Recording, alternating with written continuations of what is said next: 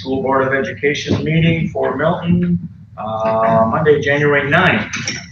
And as usual, I would invite you to join me with Pledge of Allegiance.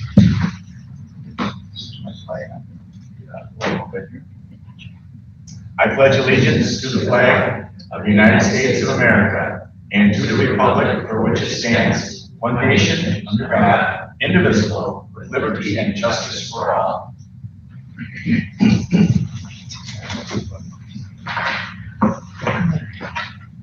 Mr. Diamond, are you aware of any changes to the agenda? There are no changes to the agenda. I move to approve the agenda as presented. I'll second that. You guys are a little slow on the uptake here. Motion from Rick, seconded by Dave to approve our agenda. All in favor of approval signify with aye. Aye. And opposed? Thank you very much. Action on the minutes that you have included in board docs. I'll move to approve the minutes for the regular meeting held on December 12th, 2022 as presented. Second that. Thank you. Motion from Jennifer, seconded by John to approve our minutes from the previous meeting. Questions on the minutes? All in favor of approval signify with aye. Aye. And opposed? Thank you. And vouchers, of course, are next. I'll make a motion to approve general checking account vouchers totaling $1,058,817.40 as presented. I'll second that. Thank you. Motion from Mike, seconded by Rick to approve our checking account vouchers in the amount he just referenced. Questions on the vouchers? All in favor of approval signify with aye. Aye. And opposed? Vouchers are approved. We are missing our student council reps tonight, so we will anxiously look forward to visiting with them when they get back next meeting. And that puts us up to, beg your pardon, public comment. We have one resident who wants to speak to us, and I would welcome Heather Moore to the podium.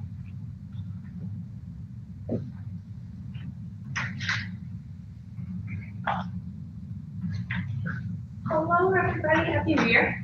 My name is Heather Moore. I have a child that's in elementary and in Northside now. And the reason why I came tonight, which I'm a regular visitor, as many of you guys know, is that when you guys are looking at the contract extensions for the superintendent, I really want you to take into consideration a lot of the families that have been emailing you over the past few years with regards to issues that have been coming. You guys have entrusted that the superintendent be the one to help make decisions so that you guys don't have as broad of decisions, but a lot of members of the community have asked for some sort of compromise, and that's not being done. My job, I do a lot of compromise. It's not one way or the other. There's always two paths to get to the same ending. All that parents are asking is that when we reach out to board members or we reach out to the superintendent or we reach out to district admin staff, that there's some ways that we can come to a compromise that will work out to not only help families, but also help the community build further. The superintendent as well as Carrie Bradley have been coming in. We've got declining enrollment. We've got all these other issues that are causing funding to be decreasing here in the school.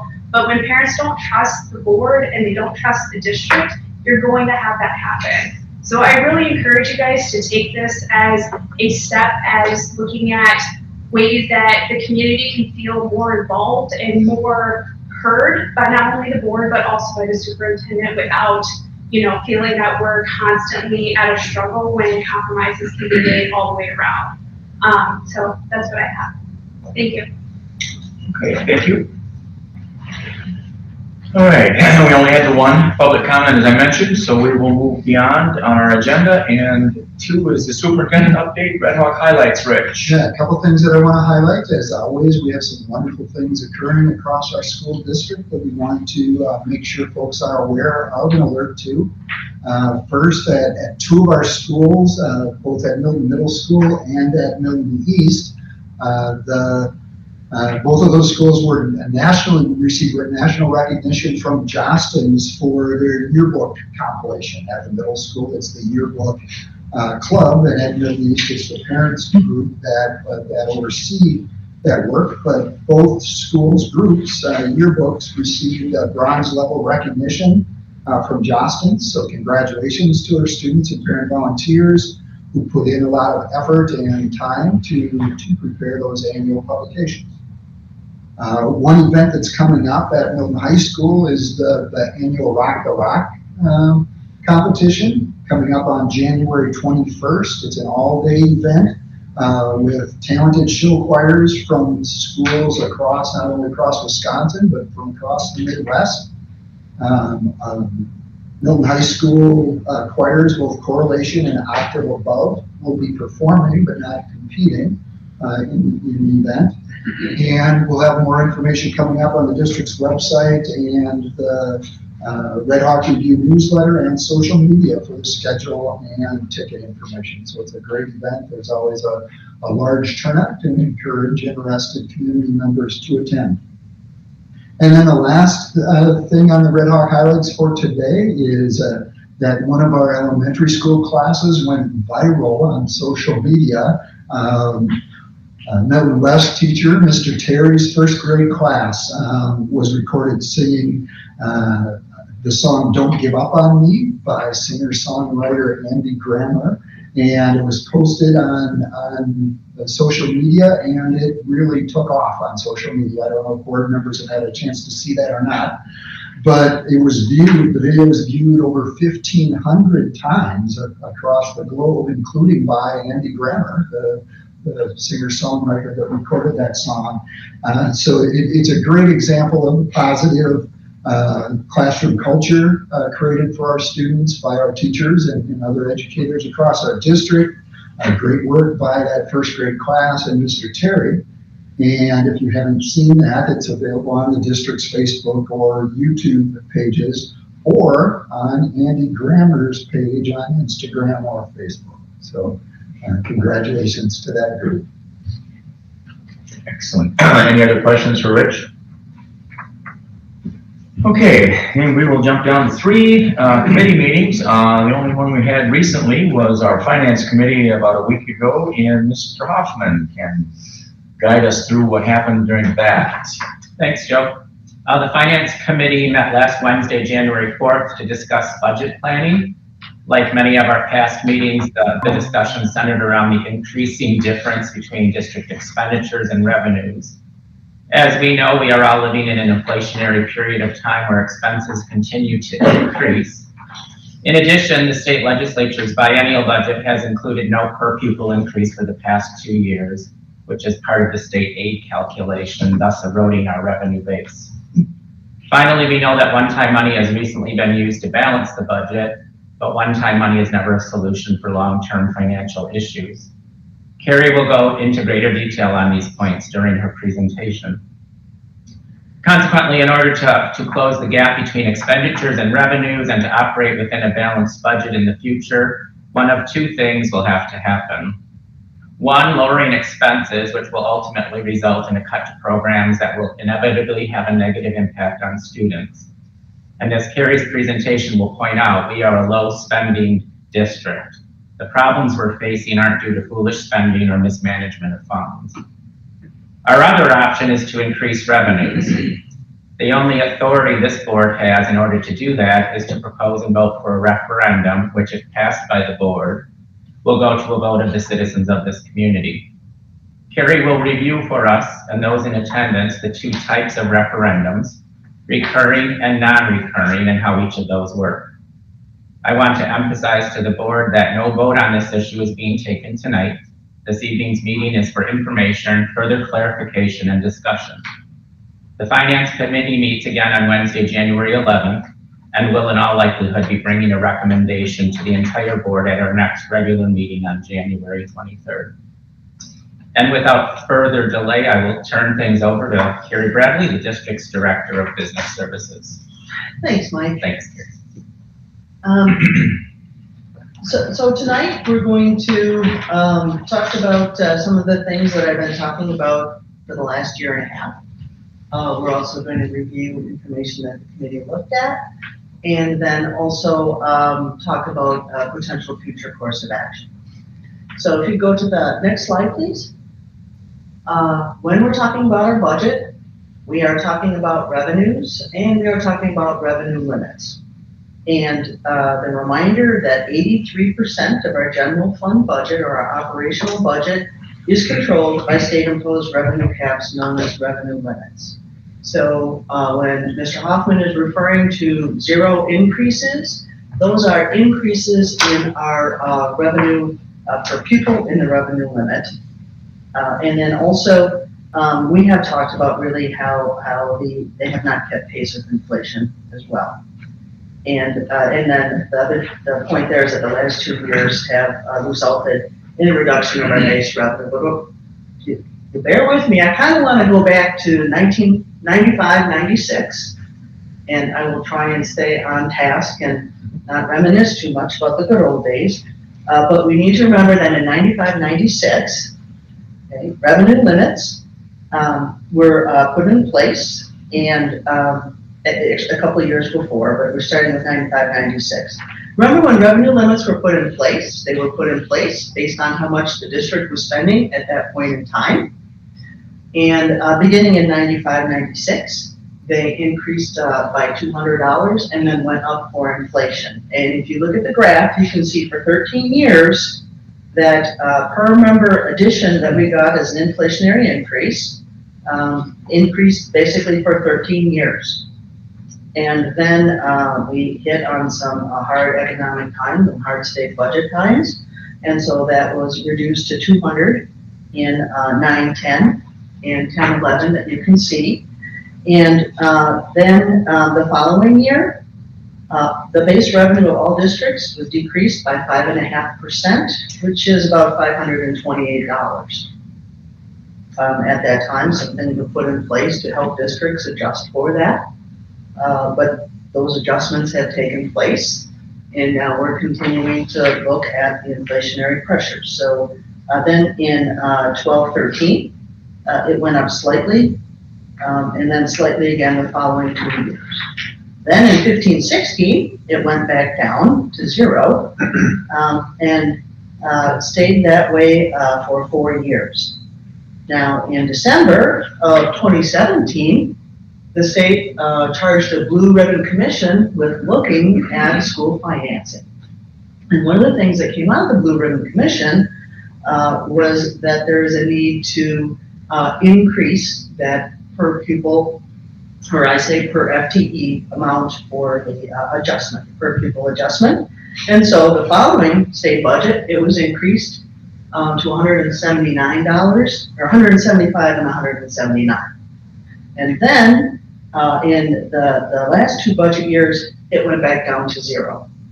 So if you look at the trend line and we look at inflation, it is pretty clear that that has not kept pace with inflation. Now, this is one source of this is a source of our total revenues, and that is from state aid and property tax levy, okay? That's 83% of our revenue. During this time period, there are other categorical aids that were added, but again, 83% of our revenue is coming from these sources. So we need to be mindful of that. But recognize there are also other state aids as well. Okay? If you go to the next slide, Carly, another thing that Mr. Hoffman mentioned is this is in our conference, which would be districts of similar size, although they're not all in our county. And you can see that if we look at that revenue per member, Milton is on the far right at 14.3 thousand. And then our next nearest neighbor is Mount Toro and then Portage. I think if you look at Rock County, you will find that we are in a similar position. When we are in this position, it adds another layer to our shortfall concerns. We can look at improving efficiencies, but when you're already a low spender, that might be an indication that we are experiencing the efficiencies that we have implemented. Go to the next slide. You have heard me say probably the first at least 3 points, if not 4. But again, we're in a time where districts are experiencing higher than normal inflationary pressures. We're experiencing greater competition for staff. Mr. Hoffman mentioned that we use one-time federal funds to cover ongoing expenses in our current budget. And that's not, that will not carry us into future years or address shortfalls into the future. We will continue our focus on sustainability and efficiency.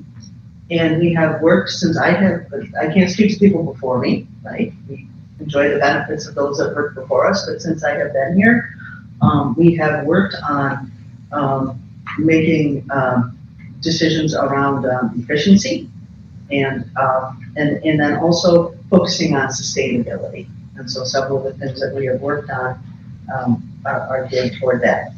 And as Mr. Hoffman said, we met on January 4th, the Finance Committee did, and part of our activity was to begin looking at ways to provide for a more sustainable solution. We had identified before the meeting that we were in a shortfall position, and so we began exploring sustainable options. So go to the next slide, please. So when we're doing forecasting, we make assumptions. And so the committee looked at data using the following assumptions, that the one-time funds were removed from the budget. We used flat enrollment and FTE projections. We added, if you recall, we looked at the 125 and 250 for that per pupil adjustment. And then we also added $125 per pupil to the conversation. As I said before, there are no adjustments in our current projections for state categorical aids. And we know we will get some, but again, 83% of our revenues are wrapped up in the revenue limit. So we're mindful that we don't know for sure what the legislature is going to do in the next biennium or the next budget cycle, but we're thinking that they are likely to do something given the budget surplus. Let's see. We used expense growth estimates of 3% and 5%. And then we also looked at using an increase in equalized property value of 4.7%. And that is using not the current year, but the 9 years before, because this year we had a significant spike. So we backed that out. And so if you go back 9 years before that, it averages to about 4.7%. Just checking my notes here. I think I'm good. The only other layer when we talk about assumptions, and I have mentioned it and I will mention again, is that we're planning for the future, and we know how significantly legislative decisions impact us, but we're not going to know what those decisions are until summer. And so when we are looking at our assumptions and our estimates, we are mindful that we don't know exactly where we're going to end up, but we have found out that we do need to take action. So the next slide then, if you would please. There's a lot of data on this slide, but let me just kind of walk through each of the columns. So the first column in blue is the fiscal year, okay, and we're going from next year, which is 23, 24, and then we went all the way out. I went all the way out to 26, 27, because that's when our current operating referendum is going to drop off. So we can look at the next state budget cycle, which is 23, 24, and 24, 25. And we can also look then out beyond that if we choose to. You can see then the green are our fund-time revenues. And those are the three different scenarios that we talked about. If that per pupil adjustment is 0, 125, or 250, what will our revenues look like? And you can see that it's a decrease between minus 3% and minus 2%. Then the next column looks at our expenditures, increasing at 3%, and that's the red pinkish colored columns. And then the following column, the shortfall, is just the difference between the revenues and the expenditures. And you can see then at 0, it would be about 2.8 million shortfall. If we do 125, it goes down to 2.7. And if we do 250, it goes down to about a 2.3, at 3% growth. And then if we go to the next column, which is gray in the upper boxes, we would be looking with 0 at a shortfall of 3.7, and then would drop to 3.65, and then to 3.2. And so those are projections of the shortfall for next year based on the assumptions that we talked about. And then the following 3 years then take our flat enrollment and move that forward to calculate the revenue limit with the 3 different increases as identified. So when you look at over time, depending upon how far you go, the biggest thing to pay attention to there would be, right, the drop off between 25, 26 and 26, 27, or the jump actually, not drop off. The referendum drops off, so the deficit and the shortfall will jump. So given that we are looking at shortfalls, we started talking about shortfalls related to the revenue limit and our shrinking base revenue. We started talking about referenda. And referenda are considered exemptions to the revenue limit and are a way for local voters to provide funding or increase funding beyond that revenue limit. So the first piece up there talks about kind of what base revenue is and what I've been talking about. So if you bear with me, I would just like to read it, if it's okay. And it says a school district's revenue limit base is comprised of the following revenues received by the school districts in the prior year, which are general aids and property taxes. They're listing a few other items, but for us, when we talk about the revenue limit, we're talking about general aids and property taxes. And then it goes on to talk about how the current year allowable revenue maximum is computed by using that prior year base, which are the sources from those 2 funds, along with enrollment and inflation and an inflationary increment. And for the last 2 years, you can see that we haven't had an inflationary increase. We came up with 2 years of increases after several years of none, and we are back to 0. So then the board has the ability to ask the voters for money through a referendum. And then if you go on, the last box really talks about the 2 types of referendums that exist for operational purposes, not to issue debt, but for operations to meet our expenses. And the first type is a recurring, and the amount of that exemption is added to the district's revenue limit in the current year and remains in the district's base revenue in subsequent years. And then the other type is non-recurring, and the amount of the exemption is added to the district's revenue limit in the current year, but is then removed from the district's base in the next year when you do the calculation. So I'm going to walk through a couple examples of those at the high level explanation of what they are. And the first one I want to go through, if you go to the next slide, is the 2.5 million. We currently have a 5-year. We're in the middle of a 5-year 2.5 non-recurring referendum. So with the non-recurring referendum, they're seen as a one-time or temporary, and the exemption is only valid for a limited period, which is usually one revenue limit cycle.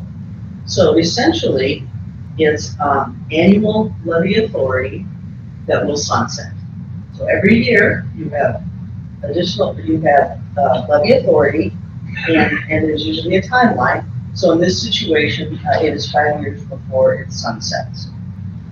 So if you look at the graph, the blue bars are, for demonstration purposes, our base revenue. Okay, obviously our base revenue is larger than that, but for demonstration purposes, and to get the graphs to show fit on the slides, we are going to work with a base revenue of 1. And then also 1 would be the non-recurring amount that we're allowed to add to our levy authority. Okay, so you can see year 0 is before it's added. So then year 1, we have our base revenue, and then you can see 1, and then you can see the orange bar on top. Okay, and then for year 2, as set up above, the first one is removed, but the second one is added. Okay, and then so on. And then when we get to year 6, okay, it is removed from levy authority, but not added back in. So you think of that as annual levy authority with a sunset, and it shows you that you have it for a period of time, but then it is gone. If you go to the next slide, I just included the ballot question that we used last year for that non-recurring exemption, or the non-recurring referendum. And one of the takeaways, you can see in there that there's a dollar amount and there's a certain number of years identified. And then it concludes with non-recurring purposes consisting of ongoing educational programming, staffing, and maintenance expenses.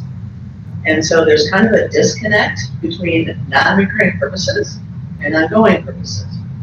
But what has happened over time is that these referendums have been used to fill gaps for a short-term basis for ongoing costs. And if you go to the next slide, this is an example of a recurring exemption. So recurring exemptions are base building. They're also referred to as permanent, and then also they are sustainable when it comes to restoring your base and building your base into the future. Okay, and in this situation, the district levies for the recurring exemption, and that amount stays permanently in the base going forward.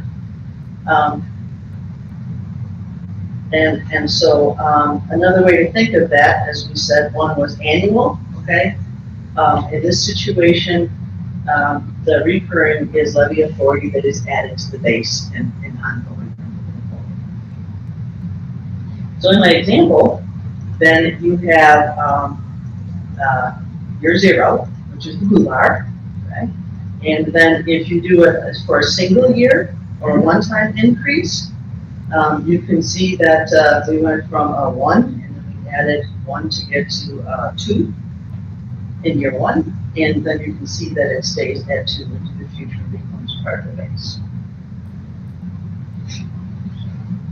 Another way districts are approaching this, instead of jumping from 1 to 2, you can do it in increments. Okay? And so this is recurring and base building, but it's a multiple year example. So if year 0 is at 1, and then year 1 we add 0.25, okay? And then that will follow us into year 2 to become part of the blue bar or base. And then the orange would be added in year 2 if the question had multiple years. And then you see how in year 3 then the orange box turns blue and becomes part of the base. So at the end of 5 years, you have built your base, and then you see that it carries on into year 6. And that last year, as a base building, it becomes part of the blue bar. So it's added to the base, and it is carried forward. Jen, questions? I think I've said it like 3 different ways, and I'm hoping at least one of the ways that I have said this is connecting people. I think, Carrie, that next slide kind of gives an overview of the recurring versus non-recurring, so maybe getting that, and then kind of that sparks any questions. Sounds good, thank you. So recurring exemptions or referendum are base building. They're considered permanent and sustainable. They support ongoing needs into the future, and they could be a short or a long-term solution. And that's the example, the second example that we looked at. Okay, the first example that we looked at is a non-recurring exemption or referendum, and that is one time. It's temporary. Sometimes it is intended for a specific one-time purchase or need. It can also be used for bridging in anticipation of changes in the future, and it is more of a short-term solution. Gary, I think one point that bears pointing out is that when you say non-recurring, the first bullet point says one time. But in actuality, in what we're living currently, it's 5 budget cycles that say one-time event. Right, yeah, probably should have put one time per cycle. That would be more clear. Right. I like that. It's I'll not add that. It's not a certain year necessarily, but what we're living now was approved for a 5-year window, such that the one-time event covers 5 years. The one question That's what I meant. covers 5 Yes. years. Yep, Yes. yep, but I think that one time per revenue limit cycle would be, language that would help clarify. So when you do the ballot question may have 1 year or multiple years. Okay. So that's another thing to keep in mind when we're talking about types of referendum is you have that, and then you have the ballot question, right? And the ballot question is based on this, but could have the multiple years or the 1 year, as the example showed. And for the non-recurring, I jumped right to the 5-year. You could also do a 1-year non-recurring. Sometimes people do that because they want to make a purchase in a given year. All right, I've added that to my language. Thank you.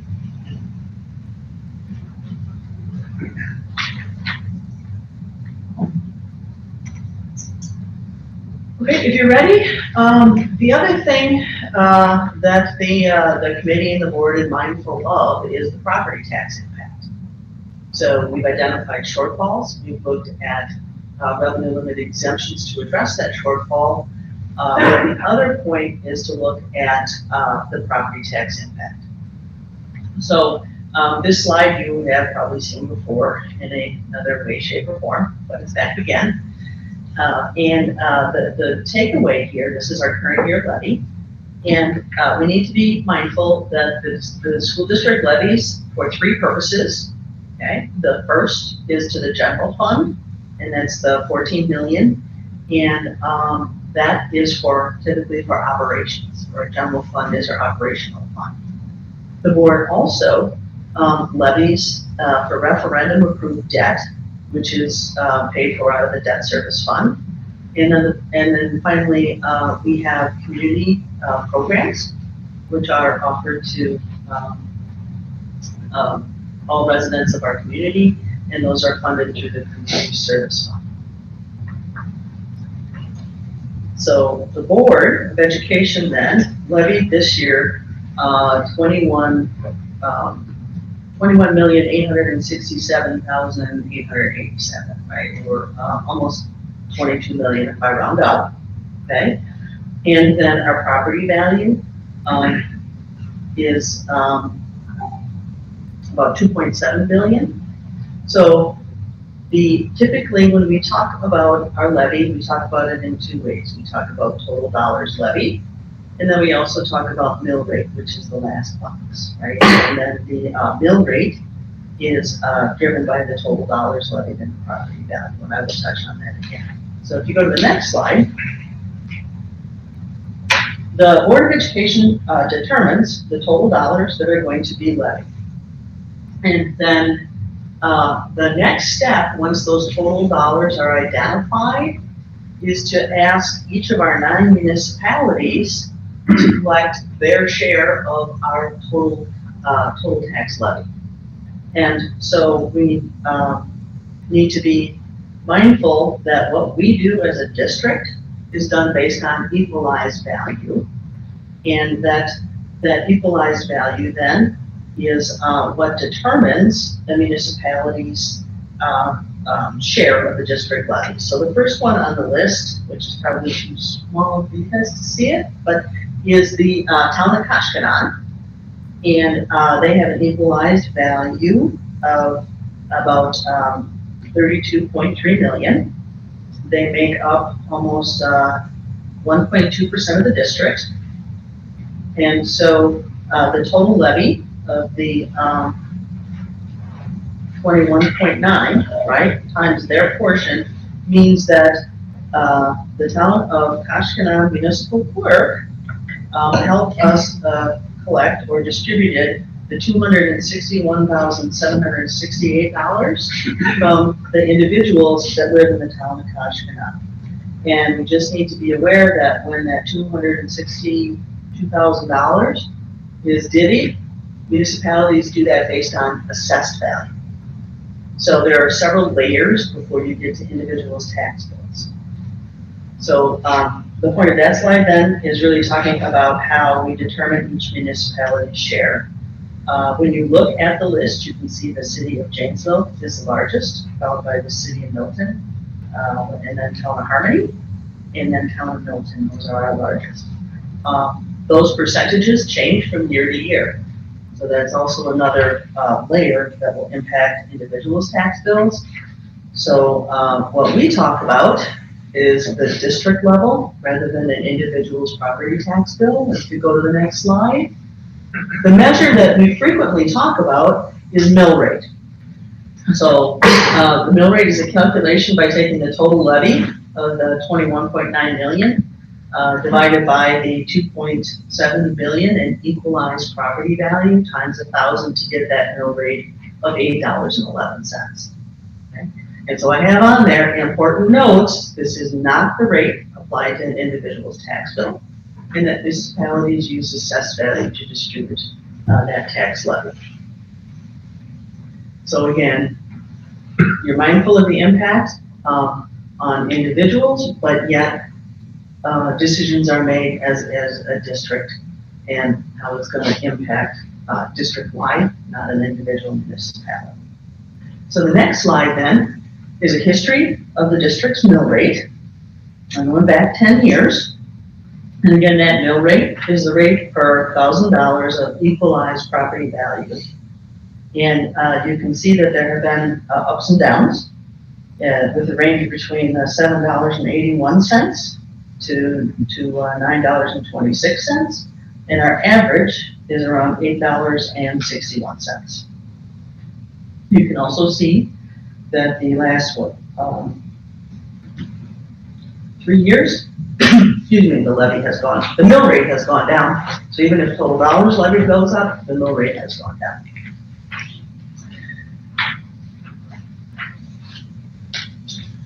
So the last slide then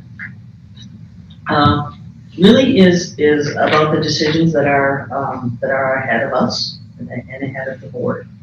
And so one of the things we have looked on, and I put it as a balancing because that really is what you're looking to do, right? You can look at more long-term solutions or solutions that are focused on the short term. With regard to the levy, we can look at designing something that would have more of a gradual impact on the year-to-year total dollars levied, or we could look at levying an exact dollar to meet the needs that have been identified or the shortfall, and so then you may have the levy going up and down. We can look at minimum projected shortfall with a risk of falling short, if you will, when decisions are made in the future and the legislature makes decisions, or our budget goes up 5%, not 3% if we decide to go down the 3% path. On the other side of the balance around that one is you can look at decisions that increase the likelihood of providing sustainable revenues into the future.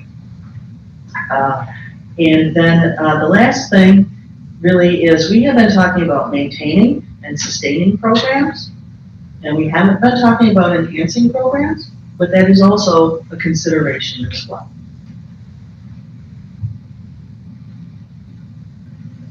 So as the board is having conversation, the timeline that we've looked at is that we have another finance committee meeting scheduled for this Wednesday, so 2 days from today.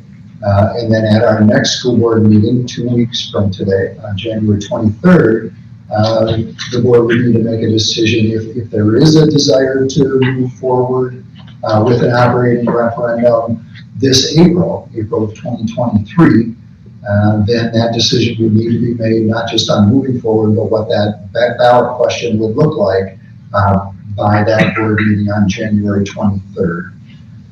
Our district, as we've shared before, has a history as a high student achievement district at a relatively low cost to the taxpayers. As Carrie shared earlier, we have the lowest revenue per member in both the Badger Conference and in Rock County. And so as the board is considering this topic, it's important to be alert to both the impact on our taxpayers and also the impact on our students. So what those future shortfalls, how we would address those without additional revenue, and the impact that would have on our students and staff and programs. And also, if there is a desire for that additional local revenue, what impact that would have on the taxpayers. So that's something that the Finance Committee will be talking through with their meeting this Wednesday and bringing back potentially a recommendation to the full board for that next board meeting on the 23rd. So prior to, as part of the conversation today, if the board as a whole can share some thoughts to provide some guidance to the Finance Committee as they're diving more deeply into some different options that are available. Can I want to point out an issue that we talked about, and I have a few comments. On slide 13, there was, Carly, if you go to slide 13. So up one more, forward, other way, one more, there we go. Just the comment on the change in levy from prior year, 15% for this year. I just wanted to remind everyone that we made a $3 million pay down of debt this year. It was a one-time occurrence, and by doing so, Carrie, correct me if I'm wrong, but we're saving approximately $1.2 million in interest over the life of the remaining bonds in the capital referendum. So the change is not indicative to a change in our operations, but an action in which we will save a significant amount of interest over time. That's just the one thing I wanted to point out there, and then a few comments. It's troubling to me that every scenario that we looked at here tonight projects a deficit. Our projected budget shortfall is not unique to Milton. Instead, it's a symptom of a statewide problem. Over the past 20 years, the state has chose to underfund schools statewide. In 6 of the last 8 years, there's been no change to Wisconsin's revenue limit per pupil.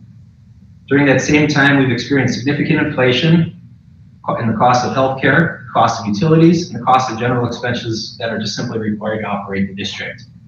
Current inflationary pressures are making it difficult to attract and retain talent, maintain class sizes, and maintain programming. On top of that, Milton became locked in as a low revenue district back in the 1990s, and it has further exacerbated our problems here locally. In 2022, 92 school districts in the state of Wisconsin posed operating referendum questions on their ballots. That's the highest number in any single year. Furthermore, the state's long-term neglect of funding for schools is evident when compared to March. According to the Wisconsin Policy Forum, from 2002 to 2020, Wisconsin was third from last in the nation in growth per pupil spending, third from last. Wisconsin's total increase over that time in funding was 48.6% over that 2002 to 2020. By way of comparison, the nation's average increase was 75.2%, almost 50% more than ours. The net result of this long-term degradation of funding here in the state has resulted in Wisconsin being approximately 5.6% below the national average in student spending. I believe we have an obligation to provide quality education to our children. To do that, we need quality facilities. We need to attract and retain talent. We need to maintain programming and class sizes. While I don't speak for the rest of the board, I know this was really the meat and potatoes of the discussion we had at the Finance Committee. And speaking for myself, but I am very ready. Unfortunately, we don't have many choices, but I'm very ready to support something that's sustainable for us as a path forward financially. And I hope the rest of the board will be ready to do the same. And Dave, you're sharing information from the public policy forum, correct? Correct. I have the article here, Wisconsin Policy Forum, and all of the data that they compiled as part of it. If you're curious. Okay, the reason I'm identifying your source is their account, they do research. Former Taxpayers Alliance, when that discontinued, became absorbed by that as well. So they've done their research and I think are recognized as being a reliable source. Agreed.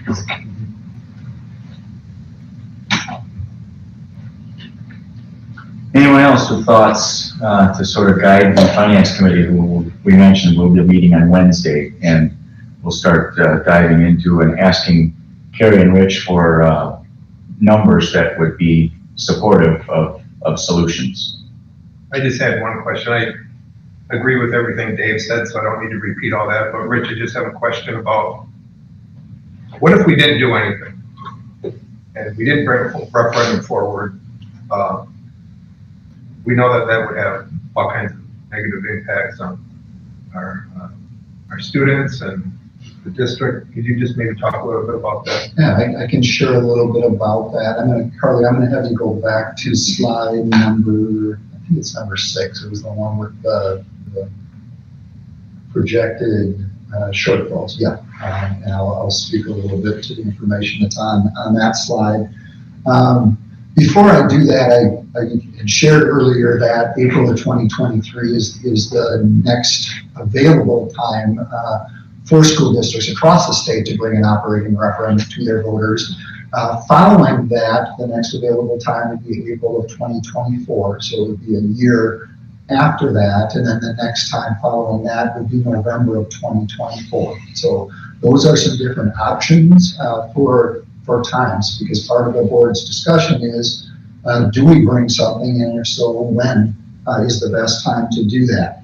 And part of why I'm referencing that, because that decision has some impact on exactly what Rick asked about, on our students and staff and programs across the district. We're already a low revenue school district, and as was shared before, about 75 to 80% of our costs are staffing related costs. So school districts are very much people heavy in their expenses. Our expenses are for the people that do the work to educate our students and to feed our students and to get our students to school and to oversee our schools. So as you can see the different projected shortfalls, and if a decision is made to just rely on the state funding and not ask the taxpayers for additional local funds, we would need to make reductions to our spending to get to the level of both our current short-term and long-term revenues. As you can see on the numbers here in red, those would have a significant impact on our students and staff and opportunities. In general, it's kind of big picture without getting into specifics, because we would have to have a process where we look at what do we do to make those reductions and where do we make those reductions. In a nutshell, it means fewer opportunities for students, whether it's extracurricular opportunities or in-class opportunities. And it means fewer people, it means larger class sizes, more work that's spread out among the people who are here. The one other thing that's somewhat tied to that is Carrie spoke earlier to the fact that we're a low revenue school district, and because of that, we've worked really hard over the last few years to look for ways to become more efficient. And I want to share some of the things That we've done because we currently have the lowest revenue per member in both Rock County and the Badger Conference. So some of the things over the last couple of years that we've done to become more efficient are improving our energy efficiencies, reducing our copier agreement. We made changes to our attendance areas, which have allowed us to have more efficient both regular and shuttle bus routes. We have eliminated rent for our 4K spaces over the last few years.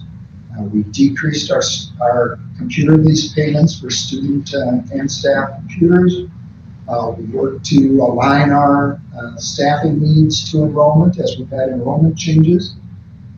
We've conducted both short-term and long-term budget planning and one of the outcomes of that has been to have a more sustainable teacher compensation model.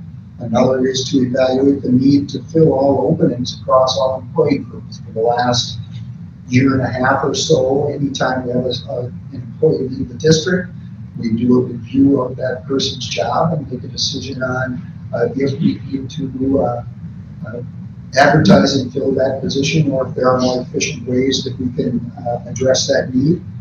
And we are currently working with the HR committee on consideration of the sustainability of our current employee medical insurance. So we've looked at a lot of different possibilities. One way that we've improved our financial position is by significantly improving the open enrollment ins versus outs over the last few years.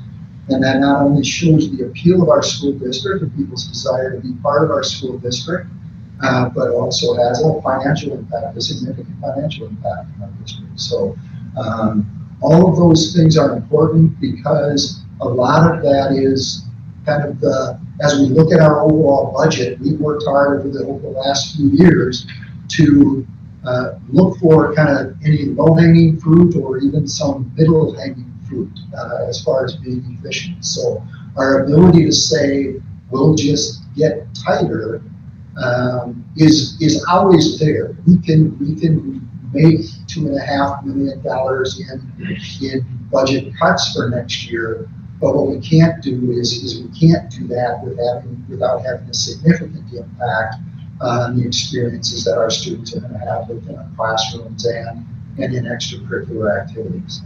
And not just the $2.5 million for next year, but the additional money as time goes on. But Rick, I realize that was a lot of answer to your question, but I think there's a lot of pieces to that question too. So thank you for asking that.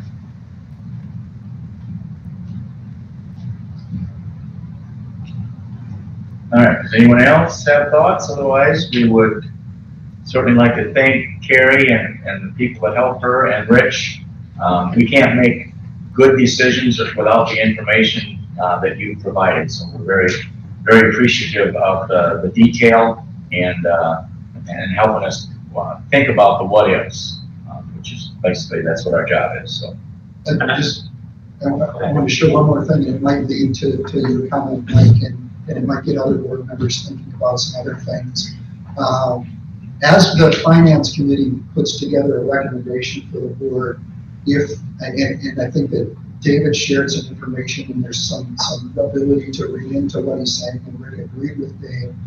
But if we could have a little bit more conversation with the board about short-term solutions versus long-term solutions and what you feel is good guidance for the finance committee as they're considering, like Carrie gave the example of a non-recurring referendum that's for a short period of time and then sunsets versus a recurring that better addresses long-term needs. So Carly, if you can go to that last slide, kind of hits on some of those things that we want to make sure that the finance committee has input from the full board on those types of things.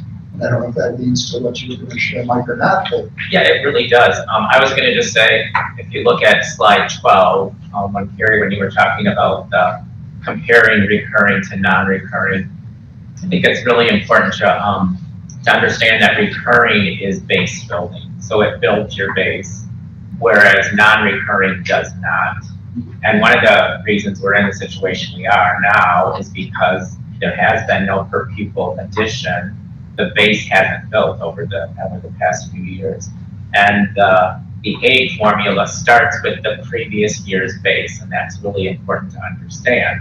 If you don't build that, then you continue to be in a problem. So I think it's important for all of us to understand that a recurring referendum builds your base, and a non-recurring does not. That money is used that year, but it's not built into the formula the next year. And I think piggybacking on Mike's comment there, versus reoccurring versus non-reoccurring. If we had if the state's budgetary situation were non-reoccurring, a non-reoccurring solution would probably make the most sense. But there's no indication that the state is going to fix this. And so the issue we have today, and all the districts across the state have today, is more likely than not, from what we know today, to be reoccurring. And so exploring solutions that take that into account, in my opinion, at least makes sense for the purpose of discussion. If I can just make a clarification here, Michael, you're talking about the aid formula. We're actually talking about the revenue formula. Yes. Sorry. And they're close, but we want to be clear that this state aids are state aids, and they're a piece of that revenue. The revenue. Along, right? Right. Thanks, Gary. And the law provides an opportunity for local boards, if they need more than the calculation provides, to do so through this mechanism. So it's kind of how the system works. And then there's also what many districts have done.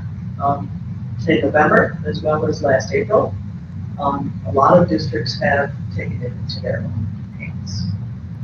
Not only does the law allow school districts to ask the taxpayers for additional local revenue, the legislature, as they've taken more of a mode to hold the line on property taxes and not keep pace with inflation, have said that that does put local school boards and local districts in a position to make that decision on their own. So it's kind of being put in our lap by the state, and we have a responsibility to our students and families to find out if our community's taxpayers are able to, are willing to provide that for our students.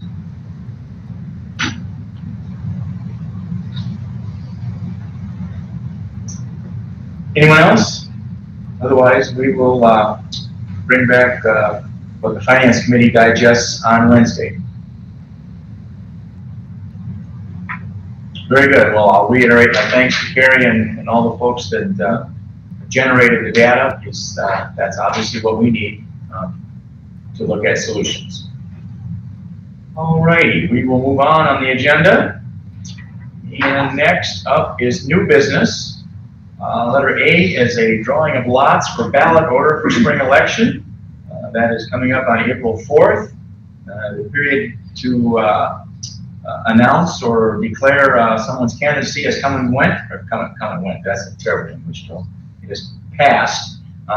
We have two folks that have submitted the paperwork to declare themselves as candidates for our two board seats that are up for election. And one of the customary things we do for everyone that's going to appear on the ballot is we have to determine what order they are.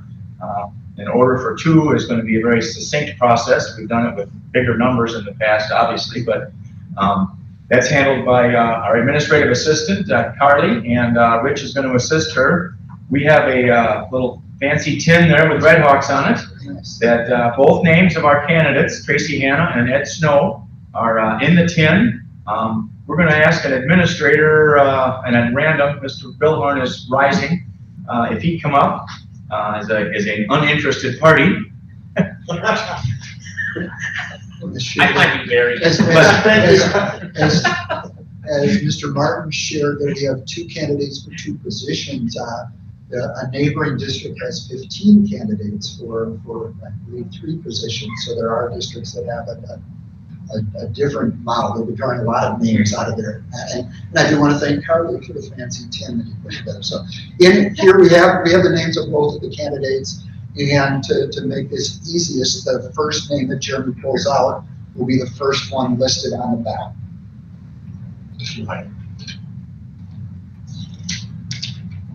Ed Snow.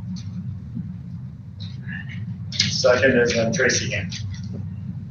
All right. So that is the order. They will appear on the ballots for all respective municipalities. And best of luck. All right, and B on new business is discussion and possible action on 2023 to 24 open enrollment space limitations. We have included for your reference there our policy that addresses that.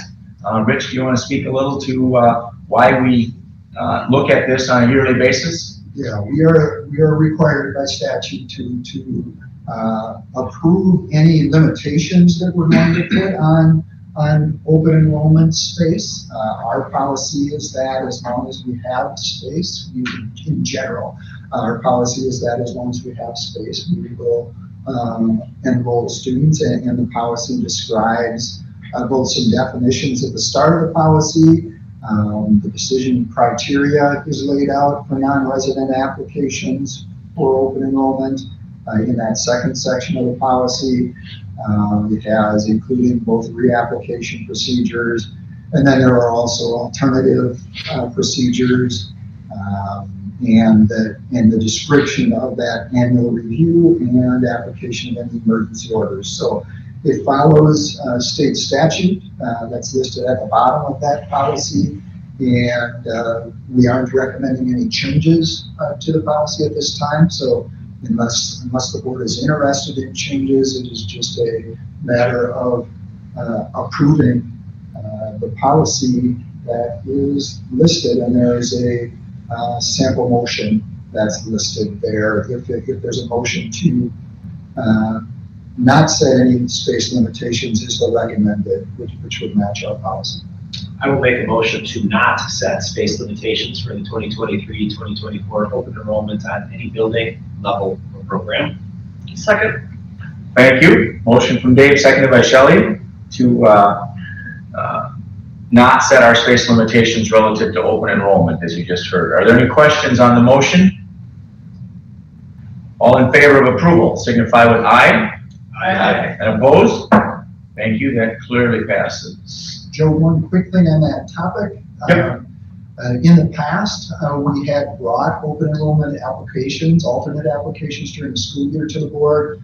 We've changed that and given the superintendent authority to approve those, but when we did that, we had shared that I'll be bringing on a basis throughout the year updates on where that stands. So at the next school board meeting, we'll be bringing where we are so far throughout the school district on open enrollment ins and open enrollment outs since that decision was made. Can we anticipate, Rich, you might do that monthly, just a summary, like 5 in, 2 out, whatever those numbers look like? I think at the time when we talked about it, we looked at quarterly. Okay, and that's fine, just so we have a periodic view of what's going on there.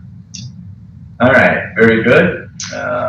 Miscellaneous A is action on staffing report, which is included in board docs. Make a motion to approve the staffing report. I'll second it. Thank you. Motion from Rick, seconded by Dave, to approve the staffing report as it is presented. Questions? All in favor of approval signify with aye. Aye. And opposed? That clearly passes. And gifts and donations is B of miscellaneous. I'll move to approve the gifts and donations with gratitude. Second. Thank you. Motion from Dave, seconded by John. And I will just highlight that the list includes $7,305 from our generous community. So, and as always, we are grateful for that kind of support. All in favor of approval of the gifts and donations signify with aye. Aye. And opposed? They are approved. Okay, we have come up to meeting dates. There's a lengthy list of meeting dates, and one that we need to schedule. I'll hold off on the one that we need to schedule until the end, and I'll go through the upcoming dates. On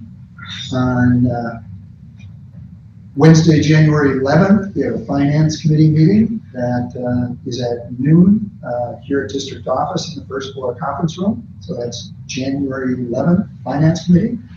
We have a key benefits workshop for the full board that will be on January 16th.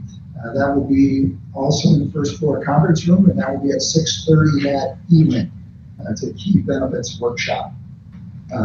It's not a regular board meeting or a committee meeting, but the state school board convention is taking place in Milwaukee, January 18th through the 20th, and we have a number of school board members and myself who are attending that convention. Our next regularly scheduled school board meeting is on Monday, January 23rd, 2 weeks from today, here at district office in the PDC. And then on the following Wednesday, January 25th, we have a joint HR and Finance Committee meeting. That will be at 1 p.m. In the first floor conference room. On February 8th, we have another joint HR and Finance Committee meeting. That will be at noon here in the first floor conference room. Our first February school board meeting is on February 13th at the regular time and place. It's Rick, he represents the board on the Benefits Advisory Group. We have a Benefits Advisory Group scheduled for February 22nd at 4:15. And then at the end of February, we have meet with the entire board on February 27th at 6:30. A school board meeting again here in the district office, and that will be in the first floor conference room.